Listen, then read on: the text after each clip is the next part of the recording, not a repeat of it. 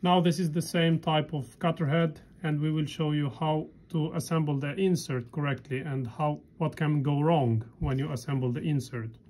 So the wrong way of assembling the insert is that you hold the insert with a distance and you try to screw in, and you will end up in a position where the insert gets clocked and then you have a gap under it.